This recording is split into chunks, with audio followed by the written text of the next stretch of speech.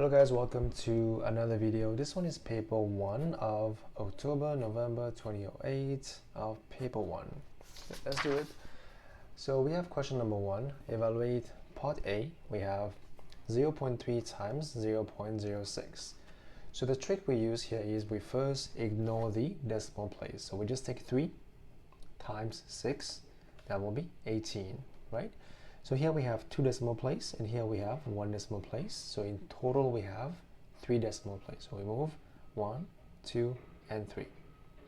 So this will be your answer, 0.018. Now for part B, we have 0.4 plus 0.3 times 5. So we have to follow the rule of BOD mass. So we have to first do multiplication, then do addition. So let's do that. So 0.3 times 5, that will be 1.5, plus 0.4, that should be 1.9. So your answer is 1.9 for part B. Now for question number 2, express this as a fraction, giving your answer in its lowest term. So as you can see, decimal 0.45, that is 45 divided by 100. I hope that makes sense. So we can divide by 5 on both sides, that will be 9. And this will be 20.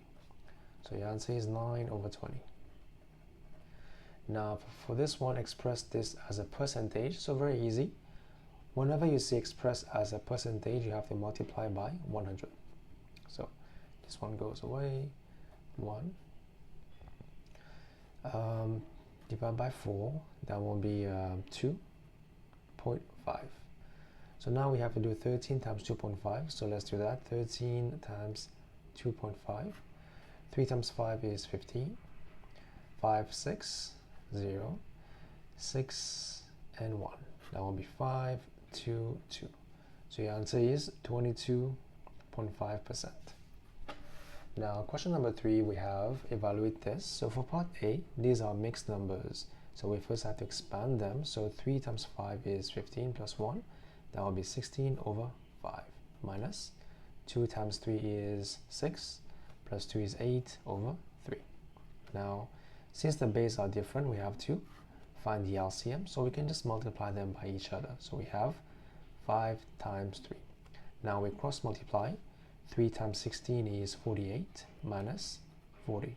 That will be 8 over 15 for part A. Now for part B, as you can see, 4 can also be written as 2 power 2. Now if you bring this here, you have 2 power 2, 3 over 2. This one cancels out. We have 2 power 3, which is 8. That is question number 3. Moving on to question number 4. A basketball stadium has 13,492 seats. During a season, a basketball team played 26 matches, and every seat was sold for each match. Okay. At each match, a seat costs this much. By writing each value correct to 1 SF, estimate the total amount of money that we made. So pretty easy. We first have to write every number to 1 SF. So 13,492 to 1 SF. So we leave the first number alone. We ask ourselves if this number is bigger or less than 5. So this one is less than 5. So we just write 1. And the rest will be changed to 0. So that will be 10,000. So same thing for this one, 26. We'll leave the first one alone. We ask ourselves if this number is less or bigger than 5. This one is bigger than 5. So you have to send plus 1. So 2 plus 1 will be 3. And the rest becomes 0. And then the last one will be 18.80. So the first number, we leave it alone because it is 1 SF. And then this one is more than 5, so we add 1. That will become 2, 0, 0, 0. So we have to find the total amount of money that is paid during the season. So one season we have 26 match. We have this much seat, and this is the cost. So we have to do.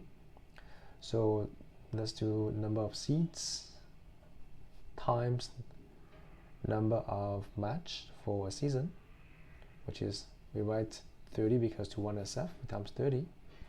So this is for one season, for the number of seats, and then time the cost of one seat, that will be 20. So simplify.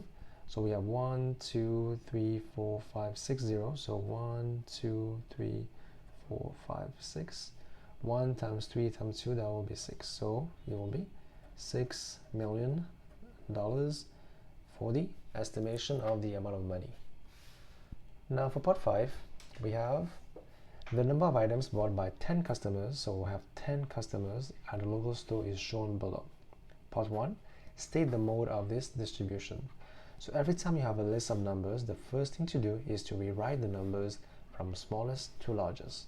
So which one is the smallest? 5. Then we have 6. Then we have 7. And then we have 9. Then we have 10. And then we have 18. So this is the same numbers but in order of smallest to largest in ascending order. So part 1, state the mode of this distribution. So which number happens the most? It's 7. So 7 is the mode of the distribution. So part B, find the median number of the item bought. So median we have to do 10 customers plus 1 divided by 2. That will be the 5.5 element. So what is before 5? We have 5. What is after 5? We have 6. So we have to find the average of the 5 and the 6 elements. So we count 1, 2, 3, 4, 5, and 6. So we have to do 7 is the 5th element, 9 is the 6th. We'll add them and divide by 2 for the average. That will be 16, 2, that will be 8. Now for part B, a wooden plank is cut into 3 pieces. We have 2, 5, 1. That's the ratio. The length of the longest piece is 125. So as you can see, 5 will represent 125. So part 1, find the length of the shortest piece. So shortest piece is 1. So we say 5 represent 125. So what does 1 represent? So we just have to do 125 divided by 5. That will be 25. So first one is 25 centimeters for the shortest piece. Now part B, the total length in meters of the plank. So we have 2, 5, 1. So 2 plus 5 is 7 plus 1 is 8. So in total we have 8 shares. We know that 1 share represents 25. Total share will be 25 times 8. So 5 times 8 is 40. So 40, 40.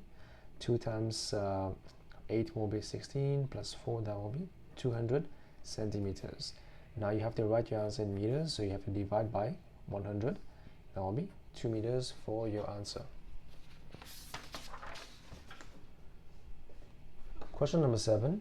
It is given that m equal to this and n equal to this. Part 1, divide m by n. 3 times 4. So we can first separate those two. So let's do 2.1 divided by 3 times 10 power 7 divided by 10 power 4. Now for this one divided by 3, that will be 1. That will be 0.7, right? And this one, since we're dividing indices of the same base, so that will be 10, 7 minus 4. So it will be 0.7 times 10 power 3. Now your answer needs to be in standard form, so we have to move one place here. So it becomes 7.0 times 10 power 2. That is your first answer. Now for part B, n squared plus m. So n squared is 3 times 10 power 4 square plus m will be this times this. So we can first simplify this. That will be 3 power 2 times 8. That's plus 2.1 times 10 power 7. So now we cannot plus directly, and the reason is because the power 8 and 7 are different. So we have to change the power to make it the same. So we can send 1 0 here. So 3 power 2 is 9. So 0 times 10 power 7 plus 2.1 times 10 power 7. So since the powers are the same now, we can just do this plus this. So 90 plus 2.1, we have 92.1 times 10 power 7. But your answer needs to be in standard form. That will be 9.21 times 10 power 8.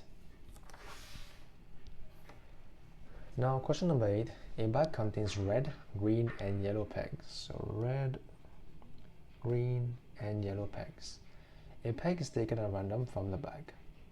Okay, now the chance that it is red is 0.35 and the chance that it is green is 0.4. So pretty easy. Since we have only 3 colors, we know that the total probability, if you add everything together, it is supposed to give you 1. So we say the chance of it being red is 0.35, the chance of it being green is 0.4. So obviously the chance of it being yellow will be 1 minus 0.35 minus 0.4. That should be 0.25 of being yellow. Okay, so first one, okay, yellow 0.25, we got it. So 0.25. And this one of not being red, so we know that being red is given by 0.35. So of not red, it is just 1 minus 0.35. That should be 0.65. That is part 2. Now for part B, now we say at first there were 16 green pegs in the bag. Find the total number of pegs. So pretty easy. So the chance of it being green was 0.4. So we say 0.4 is equal to 16. At first, so everything together will be 1. So how much does 1 represent? We have to do 16 divided by 0.4 times 1.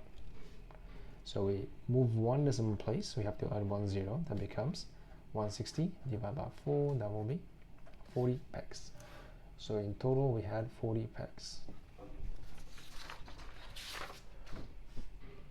Now question number 9, we have on the Venn diagram shown in the answer space, shade P union Q prime. So Q prime is outside of Q and P union that. So P is this set, but this is only P, but if you want to do P, that will be P as well, and union Q prime will be outside of Q. Yeah, that will be your answer for part 1. Now for part B, there are 27 children in a class. Of these children, 19 own a bike, 15 own a scooter, 3 owns neither a bike nor a scooter. So pretty easy. We have 2 sets. That's my universal set. And we have 27 people in total. So we say 3 owns neither a bike nor a bicycle, so 3 will be outside. This will be my scooter set. This will be my bicycle set. So we don't know how many owns both. We put it X. Now bicycle, only bicycle will be 19 minus X. Only scooter will be 15 minus X. And now we have to use this information to find the value of X. So we know that in total, if you add everything together, you're supposed to have 27 children. So let's do that. So 19 minus X for this one, plus X, plus this one, minus X, plus 3 is supposed to give you 27 children. So let's simplify. This one goes away. And this one is what? So 19 plus 15 is 34. 34 plus 3 is 37. So minus X plus 37 equal to 27. So let's continue here. So X will be 37 minus 27. This will be 10. So here is 10 for the number of kids who have both bike and a scooter. So question is, find the number of children who owns a bike but not a scooter. So find this set. This is 19 minus X, which is 10, what are we? 9. Now for question number 10, we have T is inversely proportional to the square of L. So that's the equation according to the question. So we can write this as equal to K divided by L square. Now part 1, given that T is equal to 9, so this is 9, when L equals to 2, that will be 2 square. Find the value of K. K will be 9 times 4, which is 36. That's the value of k. So part 1, equation of t in terms of L will be t equal to 36 divided by L squared. That's the first equation for part A. Now for part B, the values of L when t equal to 25. So find the value of L when t equal to 25. So find values of L. So we can just cross multiply. You will have L squared 36 over 25. So L will be plus minus square root of 36 over 25, which is equal to plus minus 6 over 5. So the values of L will be plus minus 6 over 5. You can simplify if you want to, but that should be enough.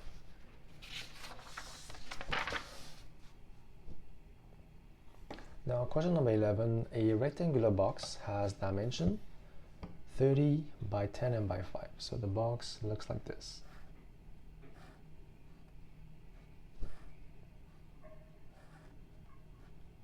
That should be the box. This is 30 by 10 and 5 is the height. Now, a container holds exactly 100 of these boxes. Same kind of box, 100. So part 1, calculate the total volume in cubic meters of these 100 boxes. So what can we do is we can find the volume of one of the box and then times 100 for the total volume. So let's do that.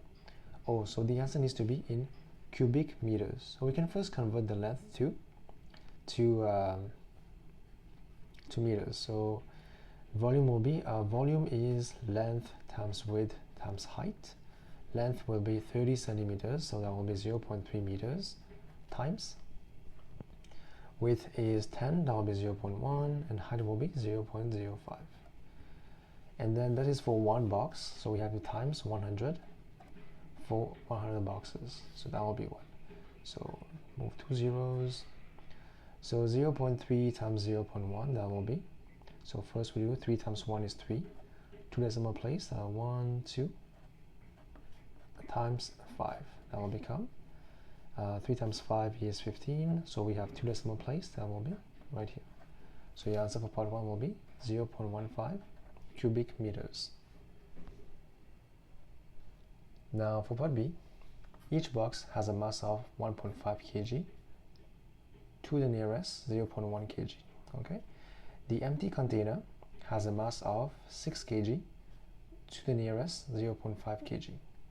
Part 1, find the greatest possible total mass of the container and the 100 boxes. So if you have to find the greatest possible total mass, we have to find the upper bound of those two masses. So each one by one.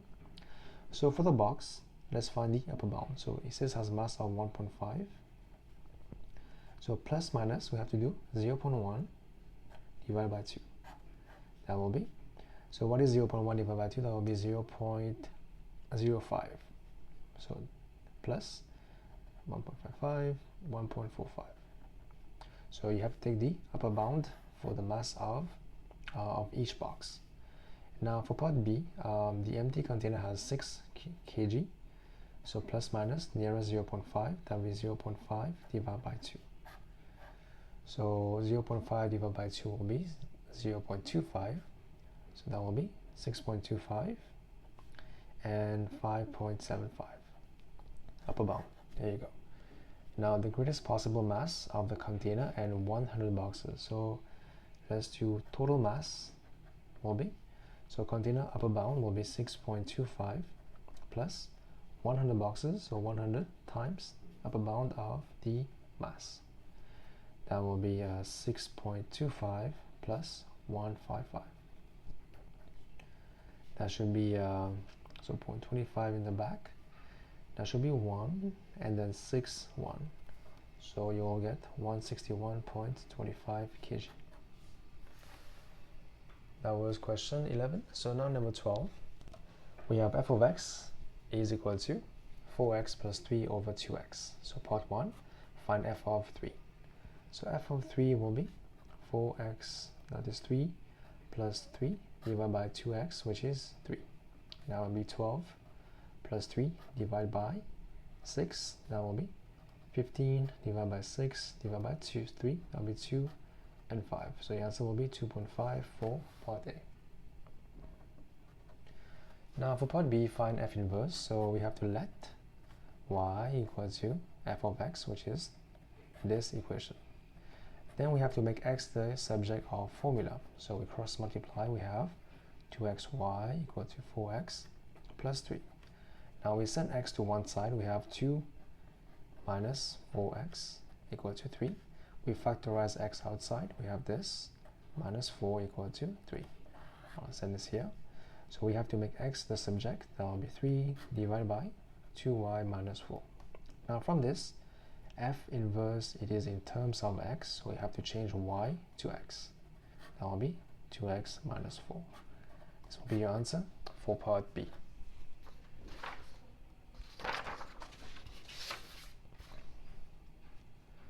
Question number 13. So here we have a family wants to move to a new house.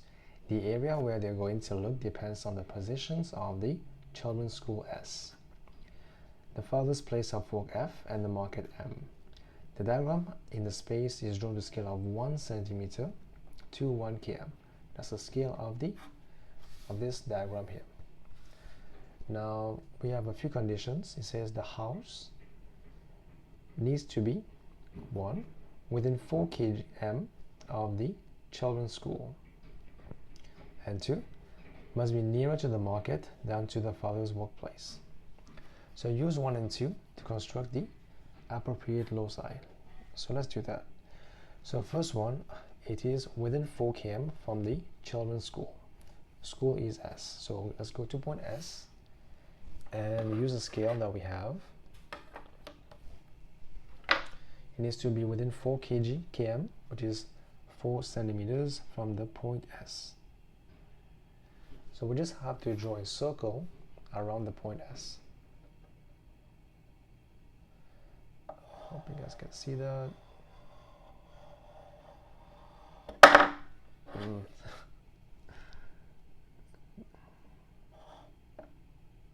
Okay, almost done. I guess it's all. Let's remove this part here. It's extra. Okay, that should be fine. I hope you guys see the line. That will be around inside 4 km from school S. Now we have, it must be nearer to the market. Market is M, than to father's workplace will be F. So how do we do this one? We have to join the points F and M first, so we can draw a bisector of the line MF. So let's first join them, and then we can draw a bisector, a perpendicular bisector of the line MF. So let's do that. So first you go to your point F, and then you measure distance more than halfway. You draw an arc above and below, and you go to your point M. You intersect your first arc and your second arc. Here you can see you have two lines of intersection. If you join them, you will have the bisector, the perpendicular bisector of the line MF. So that is done. Okay, so we don't need to shade for now. So okay, part B, shade the region of your diagram that represents the possible region of the house. So first conditions, it needs to be inside of this circle. That's the first condition. Second condition, it needs to be closer to M than to F. So it needs to be closer to M, which is on this side of this line. So it will need to be in this position. So that will be the region that you want to shade. Okay. Now for part C, find the greatest possible distance between the house and the market. So in this region, which distance will be the greatest possible distance from the house to the market? So it is observed that if you put your house here, it will be the longest distance. So let's find out. So house, let's label this as H for house, I guess. and then we just have to measure the distance from the market to your house. Market to house. So for me, I have 10.2, but your answer can be 10 or less. That is okay as well, because my picture here is kind of zoomed in, so it may be different, but for me it will need to be in this position for the furthest distance from house to M. So that is question number 13. Now question number 14, the diagram below shows three triangles Q, R, and S. So we have Q, R, and S, three triangles. Part A, triangle T is an image of triangle Q under a translation of -2, 1. So draw and label triangle T. So pretty easy. Let's go to triangle Q and do a translation of -2, 1 for each point. So for this point, -2 is 1, 2, and 1 become here. This one, 1, 2, and 1. This one, 1, 2, and 1 becomes here. So we join all the points and label this as your triangle T. This is T. Now, part B, describe fully the single transformation that maps Q onto R. So what can map Q onto R? So you have to observe is that the size did not change. So you would say usually that's not an enlargement. The position, the orientation has changed, so it will not be a translation. It can be a reflection. It can also be a rotation. So we have two choices. So what do you think it might be? So let's try. If you do a reflection in this line, let's see where can this be. That will be 1, half, half, 1, okay? That'll be 1, 2, half, half, 1, 2, and this one, 1, 2, 3, 1, 2, 3. Okay, so it is actually a reflection. So it is a reflection in the line y equal to -x. So this line, let me just draw the line so you know where is the reflection happening.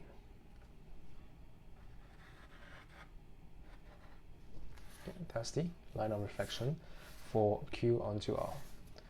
Now for part C, find the matrix representing that maps Q onto S. So Q onto S, so let's do that. You will see if you do Q onto S, what's going to happen is if you do this, same position or no? So that was 1, 2, and 3. If you do that, so 1, 2, and 3. So same. So that will be actually a rotation about the center O by the angle of 90, right? Clockwise. So how do you find the matrix? So we use a trick. The trick that we use is we label this as your point 1, 0, and this one as your point 0, 1, and this one as your point -1, 0, and the last one here is 0, -1. So we only care about this as your first point, this as your second point. We only care about those two in the beginning.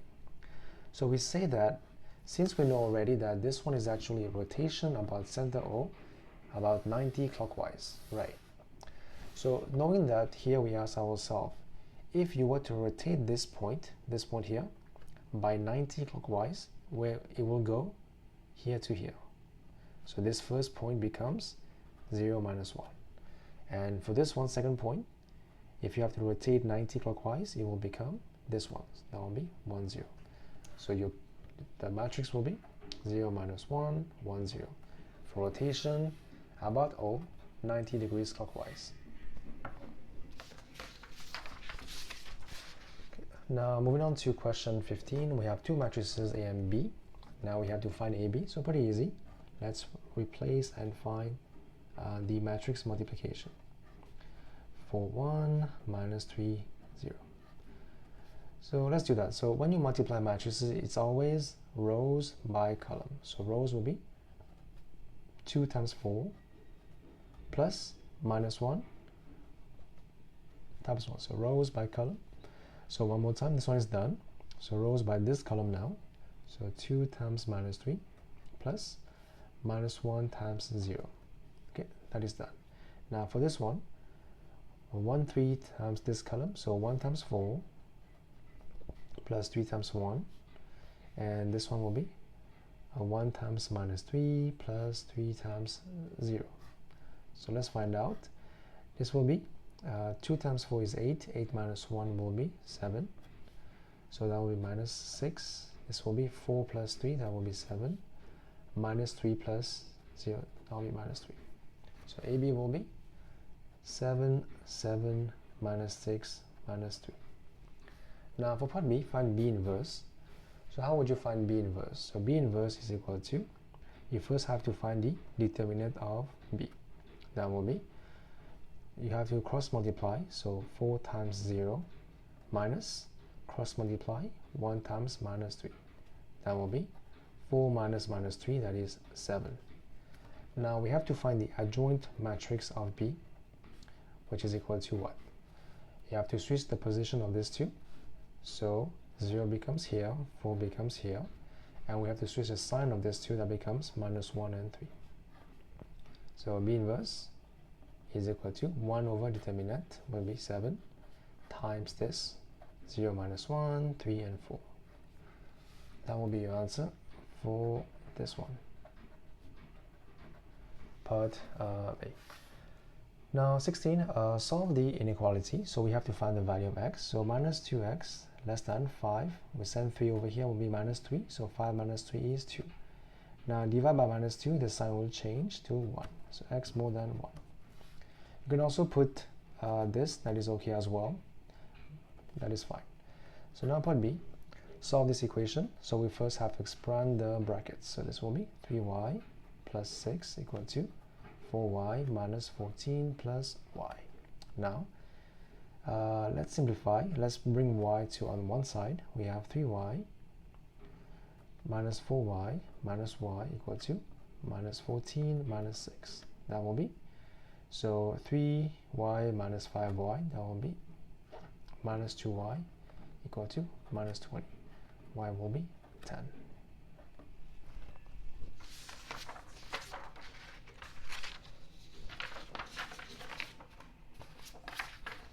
Question number 17. So here we have the curve x cubed minus 5 is shown in this graph below. Now question, part 1. Use a graph to find the approximate value of this. So how do you find this? Usually when you have the curve,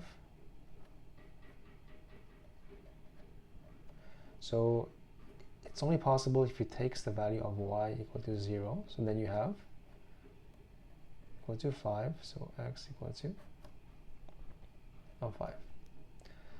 Okay, so find the value of where it cuts the line at this, at y equal to 0. So as you can see, it will be here at this point. That will be 1.7. So 1.7.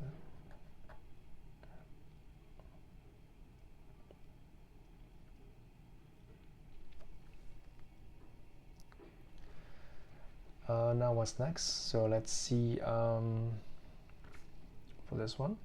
So part B, on the axis above, draw the graph of this.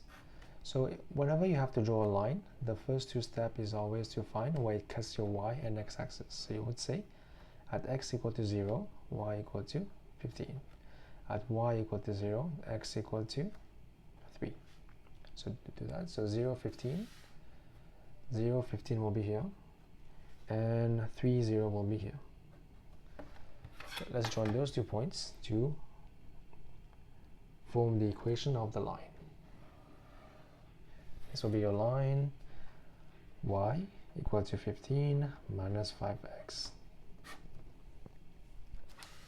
Now part 2, write down the coordinates of the point where the graph cross. So let's see where they meet. They meet at this point. So you will take this as 2.1 and this will be 4.5. So 2.1 and 4.5. So your answer may be different, but that's okay as well. As long as you show how you got your answer, you are okay. Now for part 3, the x-coordinate of the point where the graph cross is a solution to this equation. Find the value of a and b. So it means that for this solution, the graph meets, you have to solve them simultaneously. So this is y equal to, so we have 3 equations. We have the curve equal to x cubed minus 5. So let's replace y and y. So it becomes 15 minus 5x equal to x cubed minus 5. So x cubed on one side equal to, so we send 5 over here, we will have 20 minus 5x.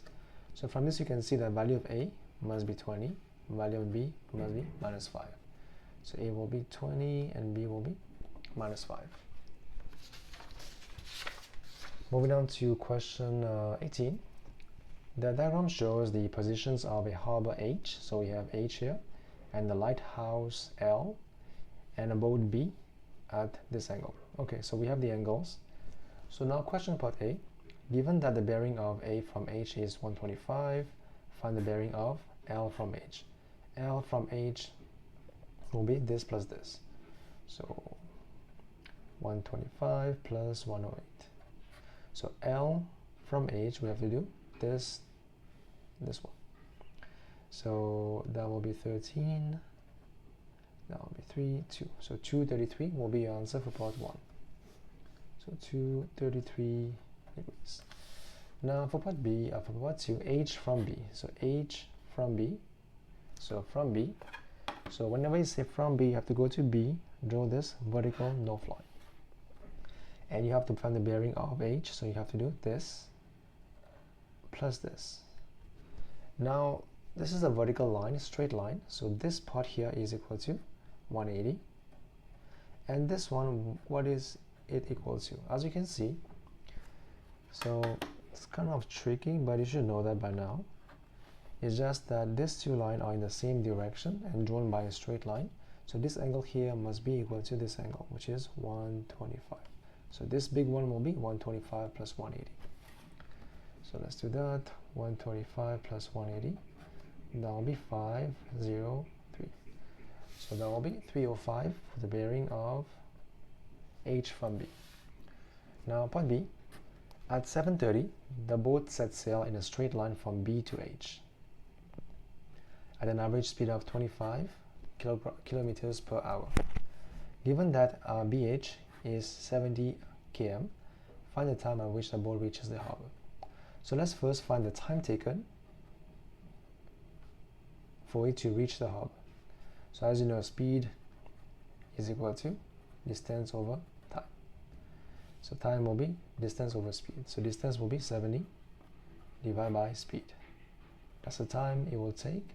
So let's simplify. We will have let's times 4. Times 4 here as well. So here we'll have 100, and here we have 280. That will be, so 2 zeros, that will be 2.8 hours. So 2 hours is 2 hours. What is 0.8 hours? So 0.8 times 60, that will be 48 minutes. So 48 minutes. So at what time he reaches, we have to do this plus this. So 7:30 he left, and he took 2 hours and 48. That will be 8. 7, that will be 1, and that will be 10. So he will reach at 10:18. That's the question number 18.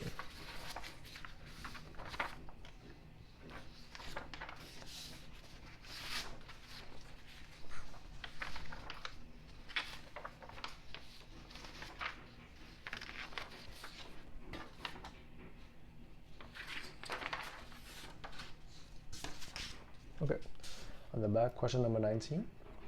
So every month a salesman's pay is made up of a fixed amount plus a bonus. Now, the bonus is a percentage of his monthly sales. Now, part A, in 2006, the bonus paid was N% of his sale. The graph shows how the salesman monthly pay varied with his monthly sales. So part 1, use a graph to find the fixed amount. So as you can see, if he made no sale, he would have been paid this much. So this will be the fixed amount, which is 3,400. Now you have to find the value of M. So what is the value of M? M is a percentage of his monthly sale. As you can see, if he were to made 5,000 a month, he would have gotten extra of how much? So let's see. If he made, so let's take this point for example, which is 5,000 and 3, that's the point, right? But as you know, he's getting paid fixed of this much, so it means that if he made $5,000 in sale, he will get a bonus of, so this much is 200. So what percentage? So this is the amount that he's getting. So M% times $5,000 in sale give you 200. So you have to find the value of M. So let's do that. This will be cancelled out, and this will go away as well. So 5, 4. So M will be 4. Value of M is 4%.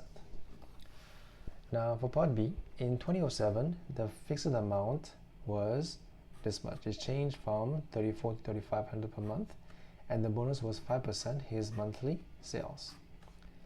In July, his sales were this much.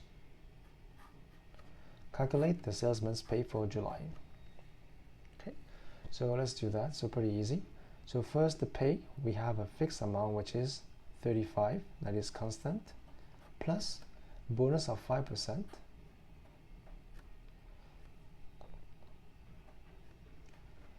and he made this much in July, 12,000. So let's simplify and see what we have. So this will go away, so that will be 60. So 35, 60 will be his pay for July. So 2007 plus that should be, yep, that should be your answer for part B, 35, 60.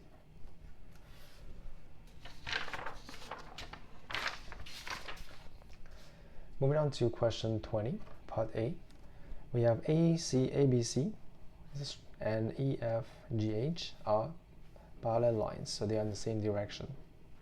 Now, the line DI, so DI is this and this, intersect AC at B and EH at F, as you can see here.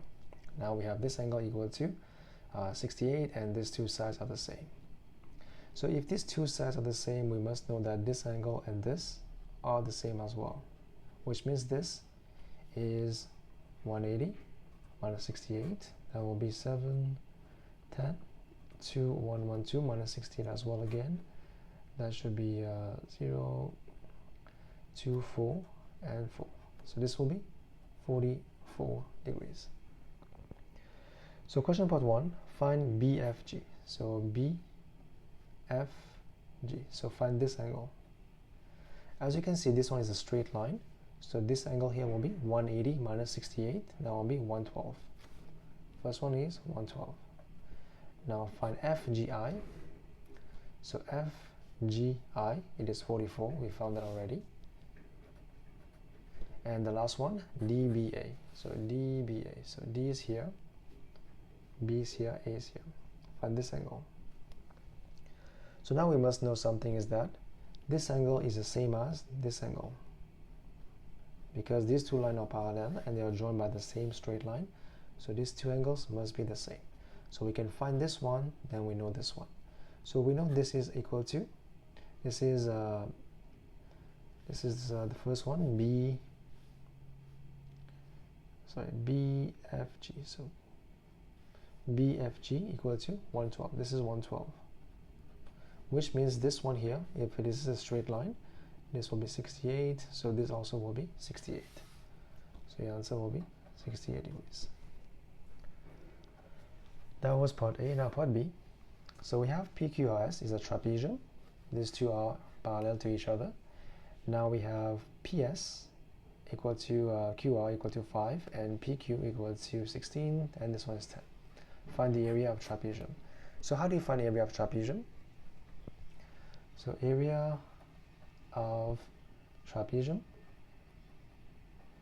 we use a formula which is half times the sum of both sides. It should be SR plus PQ and times the height in between. Let's call this the perpendicular height. So we're missing only one thing right now, is the perpendicular height. So how do you find that? So we need to find this height.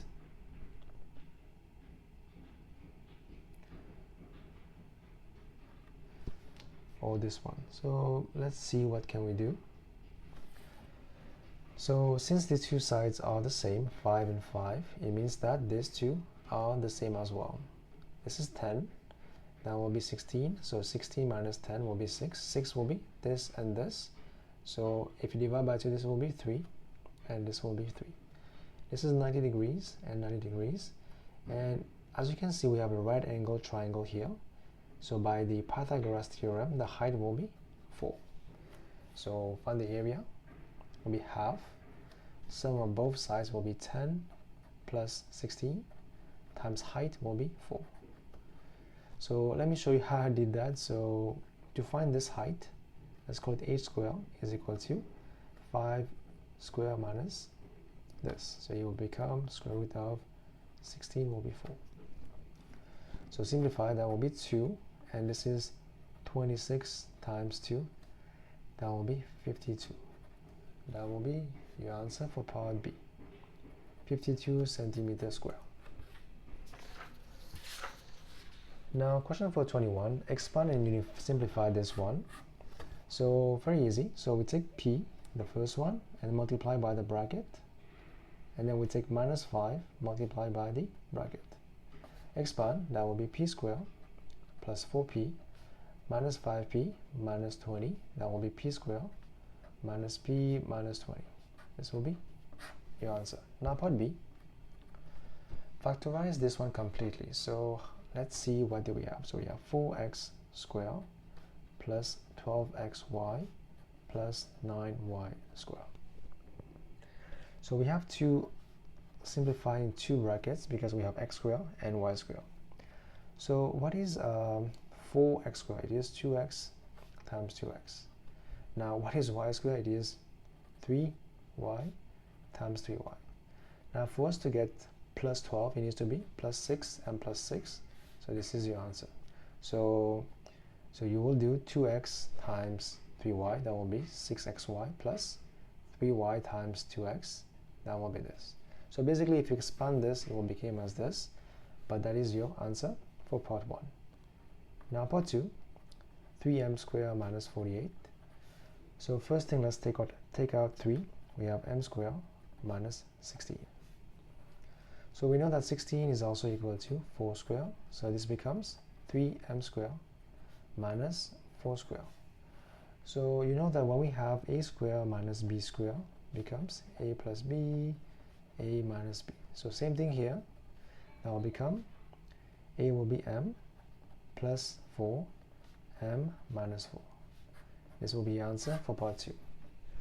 That is question number 21.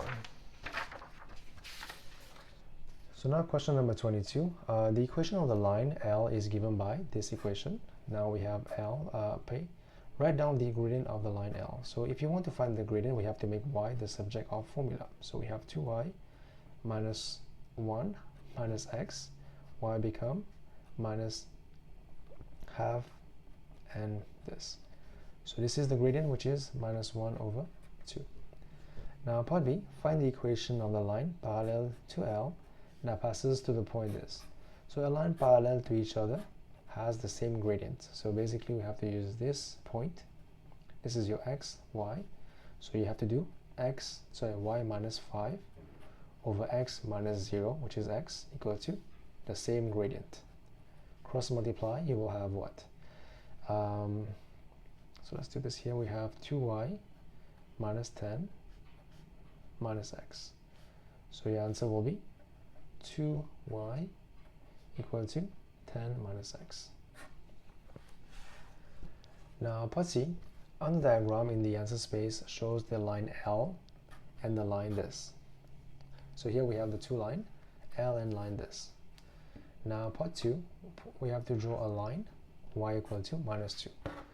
So this line will be this horizontal line, y equal to minus 2.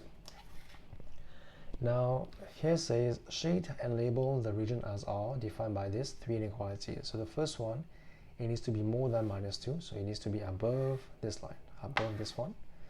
And then we have x plus 2y is less than -1. So x plus 2y is actually line L, it needs to be below this line. So we have this and this for now. And last one we have to be more than 2x plus 1 for this line. It needs to be more, will be on this side. So your answer here will be what? Will be this region. So this is your region R as required.